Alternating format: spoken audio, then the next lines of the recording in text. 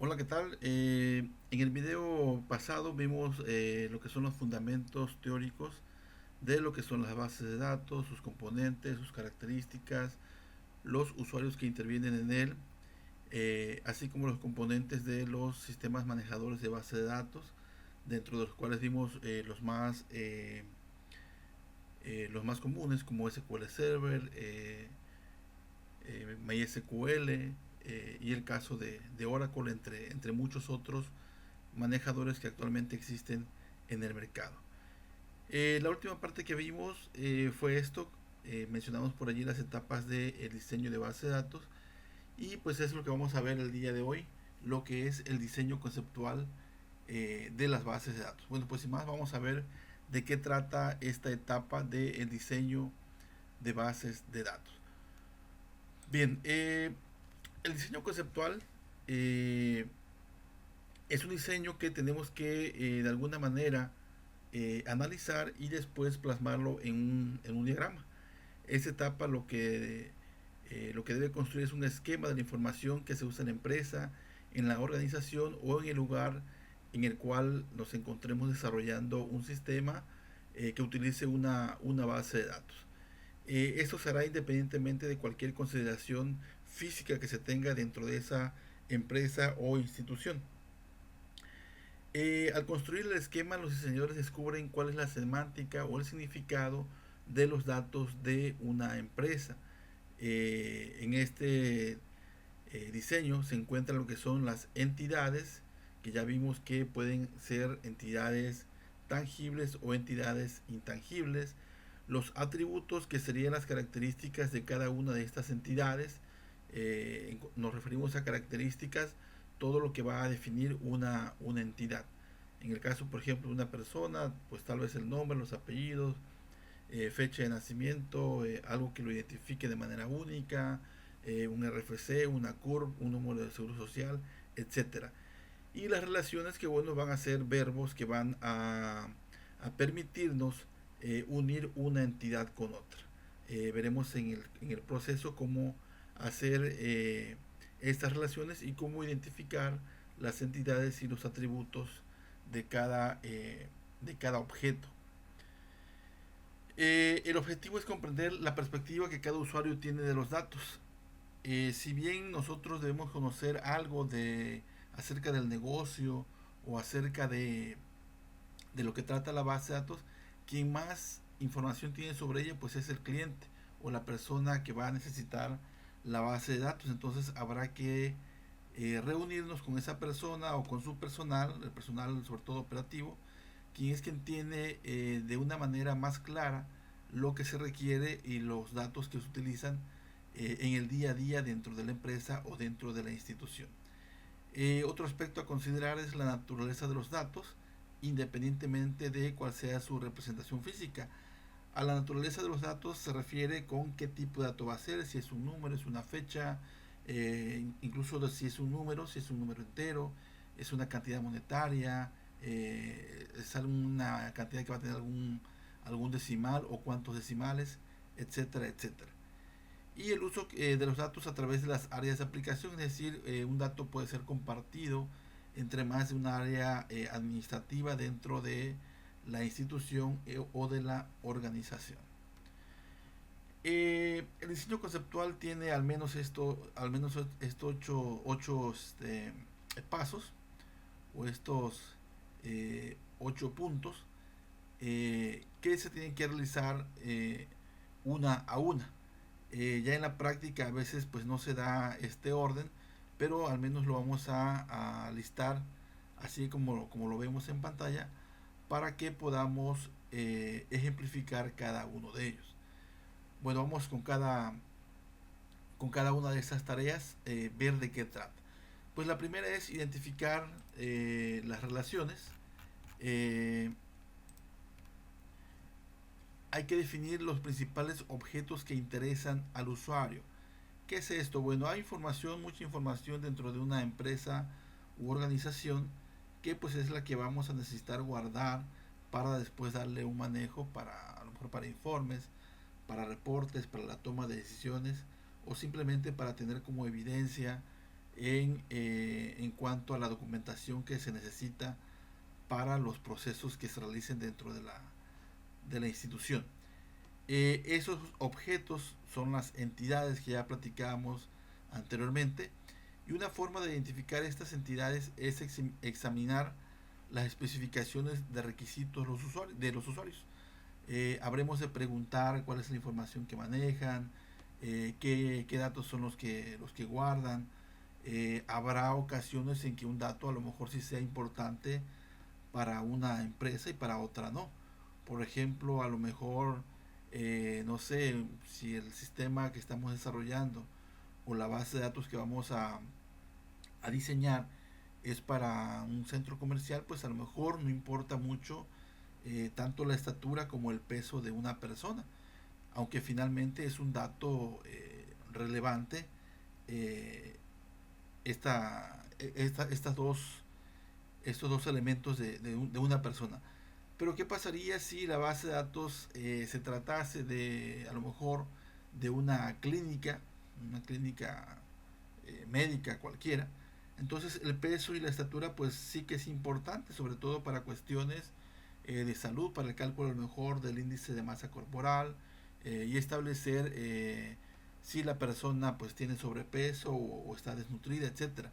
Entonces, aunque son datos muy importantes de una persona, para una empresa u organización será importante y para otra no. Entonces, si esta información no es importante, pues eh, no deberíamos por qué tenerla guardada, y además que ocuparía espacio eh, tanto de manera digital como de manera física tal vez, al imprimir esta información y que nunca se va a usar. Entonces es muy importante identificar qué sí es lo que va a necesitar la empresa y qué información. Bueno, eso serían las entidades, que serían objetos como personas, marcas, materias, planes de estudio, carreras, áreas de la empresa, productos, departamentos, etcétera, etcétera, etcétera. ¿Okay? Bien, el segundo punto sería identificar las relaciones. ¿Qué son las relaciones? Bueno, la manera en que una y otra entidad van a interactuar. Normalmente estas relaciones las podemos identificar eh, haciendo uso de un verbo. Por ejemplo, un control escolar. El maestro o el profesor imparte clases o imparte una materia, ¿sí? Ahí ya la palabra imparte sería un verbo que uniría a estas dos entidades, la entidad profesor y la entidad materia. Otra sería a lo mejor el alumno cursa una carrera. Entonces la palabra cursa sería el verbo, que sería la relación entre la entidad alumno y la entidad carrera. Otro ejemplo en otro ámbito, por ejemplo, el cliente compra productos. Entonces compra sería la relación, cliente sería una entidad y productos sería la otra. Entonces siempre vamos a estar relacionando una entidad con otra o con otras, de manera tal que ninguna de las entidades podría quedar aislada. Es decir, que siempre una entidad, si es que es importante para nuestro diseño, va a estar relacionada con al menos otra entidad, al menos una, pero pueden ser dos, tres, cuatro o las que se necesiten. Muy bien, entonces ya tenemos cómo identificar eh, las entidades y cómo identificar las relaciones. Bien, el tercer punto sería la identificación de los atributos. ¿Qué son los atributos? Pues no son más que las características o cualidades, propiedades que tendrían cada una de las entidades. Si regresamos al ejemplo de la persona, pues podría ser, como ya mencionamos, su nombre, su apellido paterno, su apellido materno, su CURP, su RFC, su dirección, su teléfono, su correo electrónico, su estatura, su peso, su talla, etcétera, etcétera. Si hablamos, por ejemplo, de un producto, pues sería la marca del producto, la presentación del producto, el departamento en el que se encuentra y demás. Incluso algunas características o algunos atributos de alguna entidad podrían convertirse en un momento dado en otra entidad. Ahorita acabo de mencionar, por ejemplo, que el producto tiene una marca, pero la marca por sí sola podría ser otra entidad. Es una característica de producto, pero también es una entidad. ¿Y esto por qué? Porque son datos o características o propiedades de una entidad que se va a repetir con respecto a otros productos. Por ejemplo, cuántos productos hay de la marca Escribe o cuántos productos hay de la marca Coca-Cola. Entonces, hay muchos productos de esas marcas. Y para no estarlas repitiendo en cada uno de los registros que veríamos después, no es conveniente estarlos escribiendo en cada uno de los productos, lo podemos convertir en otra entidad. Lo más sencillo siempre será preguntarse que para cada entidad de relación, ¿qué información se requiere saber de ella? La respuesta a esto, en esto debemos encontrar cuáles son las especificaciones de los requisitos. Pero en la mayoría de los casos, dado que no conocemos totalmente tal vez el giro de la empresa, pues habrá que preguntar a los usuarios que son quienes tienen muy fresca la información y que la manejan día a día y que por lo tanto pues son muy conocedores de ello. ¿Ok? Entonces ya tenemos la identificación de entidades, la identificación de relaciones y la identificación de los atributos. Y esos atributos habrá que asociarlos a esas entidades y a estas relaciones que ya identificamos con anterioridad. El siguiente paso es determinar los dominios de los atributos. El dominio son los valores que puede tomar el atributo. Yo siempre pongo el ejemplo de que alguien me diga un nombre y me empiezan a decir nombres y normalmente siempre me dicen nombres de personas. Pero luego yo les digo eh, martillo, eh, llave Stilson, desarmador, también son nombres, aunque no son nombres de personas. Entonces siempre debemos preguntarnos a qué, a qué ámbito nos estamos refiriendo. Entonces, para determinar estos dominios, entonces tendríamos que saber exactamente de qué estamos hablando. En cuanto a base de datos, la mayoría de las veces esto se basa más que nada en los tipos de datos o en el rango de valores que puede llegar a tomar un dato, sobre todo si este dato es de tipo numérico. En el caso de los teléfonos, al menos aquí en nuestro país, pues todos los teléfonos tienen 10 dígitos, el código postal siempre tendrá 5, etcétera, etcétera. El RFC a lo mejor, bueno, dependiendo del tipo de persona, si es una persona física o es una persona moral, pues tendrá más o menos caracteres. Entonces, a eso se refiere con los dominios de los atributos. Eh, en tanto vayamos a definir qué tipo de dato va a ser, qué tamaño va a tener este dato, dependiendo de la naturaleza de la información. Muy bien. Luego tenemos como punto número 5 la determinación de los identificadores. Cada entidad o cada objeto debe tener al menos un identificador. En este paso se trata de encontrar todos los identificadores de cada una de las entidades. Estos identificadores pueden ser simples o compuestos, refiriéndose a simples que puede ser uno solo o compuesto que pueden ser dos o pueden ser más. Bueno, ¿qué es un identificador en sí? Bueno, este identificador va a ser siempre un atributo de los que ya hayamos determinado, un atributo que identifique de manera única a un objeto. Ejemplos. Una persona puede ser identificada de manera única por su CURP. No hay dos personas que aunque se llamen igual e incluso aunque hayan nacido el mismo día, tengan la misma CURP. Siempre habrá algo que los diferencie unos de otros. ¿Qué otro dato podría ser identificar a una persona? Pues también el RFC, sobre todo ya cuando tiene sumo clave. No hay dos personas o dos contribuyentes que tengan el mismo RFC. Si nos vamos a otros ejemplos, por ejemplo, un alumno, aunque es una persona, no todas las personas son alumnos. Entonces, un alumno dentro de su ámbito, que en este caso sería una institución educativa, llámese primaria, secundaria, preparatoria o universidad, tendrá algo que lo identifique de manera única. Este identificador pues podría ser su matrícula. En el caso, por ejemplo, eh, de un derechohabiente de una institución de salud, pues tendrá un número también de seguridad social. Habrá casos en los que a lo mejor un objeto o una entidad no tenga de manera natural un identificador. Para ello entonces tendríamos que pues prácticamente inventarle uno. Eh, lo que se estila siempre es poner eh, el nombre de la entidad y anteponerle la palabra ID o la palabra CBE, que es la que comúnmente yo utilizo para mis diagramas, pero puede ser cualquier otra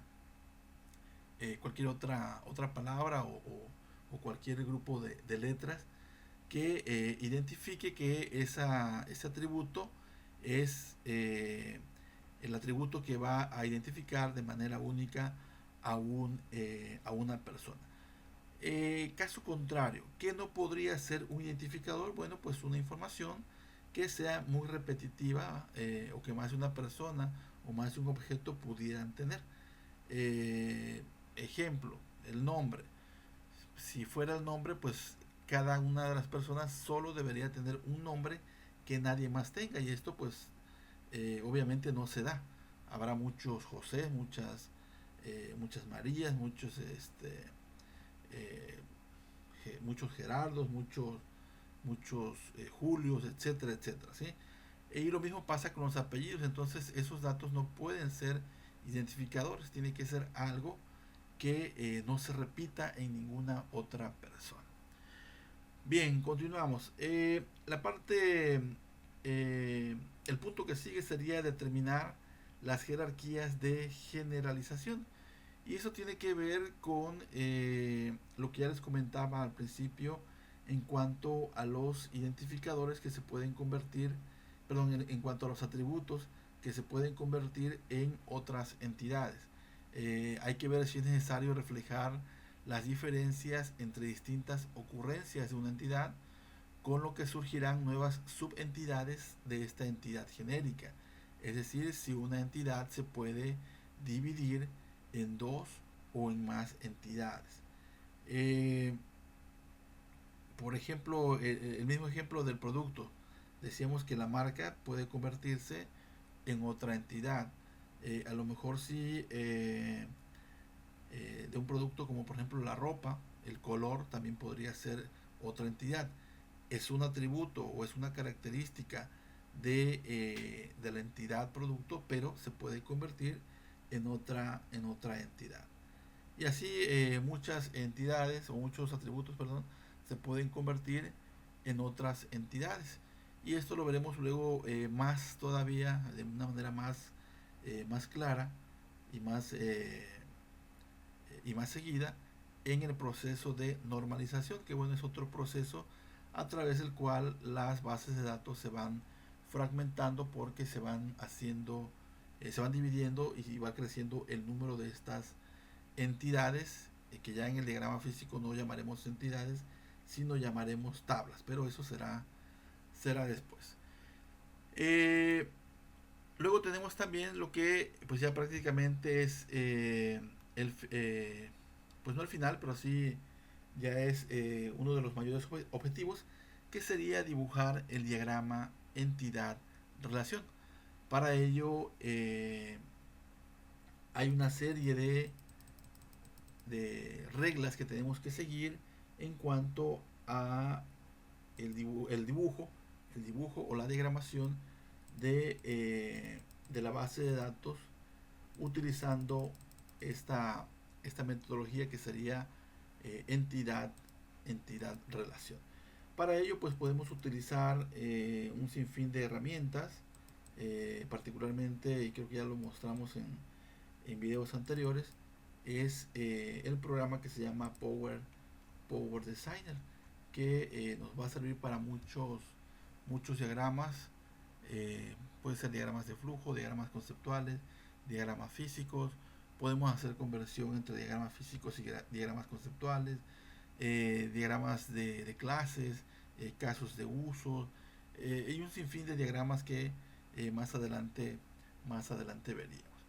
Y bueno, ahora sí, finalmente, el último paso del diseño conceptual sería revisarlo con el usuario, es decir, con la persona que va a hacer uso de esta base de datos, y en caso de haber algún detalle, pues volver otra vez al paso número uno para revisar totalmente si hizo falta alguna información, o incluso si faltó, o si sobra información.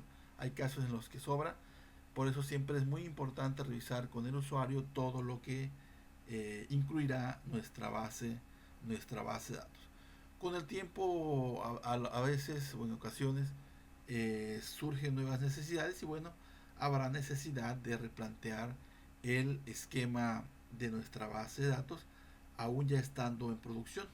Pero siempre debemos buscar que esto sea o se dé lo menos posible. Y además de ello, pues siempre dejar la posibilidad de crecimiento. Eh, Personalmente me ha pasado en algunas ocasiones que el usuario dice, no, pues no tengo contemplado crecer más allá a lo mejor de una sucursal, pero pues siempre hay que dejar la posibilidad. Y aunque uno no se lo diga o no se lo muestre en el momento, es bueno dejarlo. Es lo que comúnmente llamamos como varillas. Por ejemplo, cuando se construye una casa, ¿por qué se dejan varillas en el techo? Por si posteriormente hay la necesidad de crecer eh, la casa a una segunda planta, a una tercera, etcétera. Entonces lo mismo pasa en base de datos. Siempre hay que anticiparnos a las posibilidades futuras que se puedan dar. Muy bien, vamos a dejar el video en este punto para en el siguiente pasar ya a la parte práctica. Veremos un ejemplo de un pequeño ejercicio de base de datos para ir analizando punto por punto cada uno de los que vimos en este diseño conceptual, como son la identificación de las entidades, de los atributos, de las relaciones, los identificadores, los dominios, eh, dibujar el diagrama obviamente, y volver a revisar el esquema conceptual. Hasta la próxima.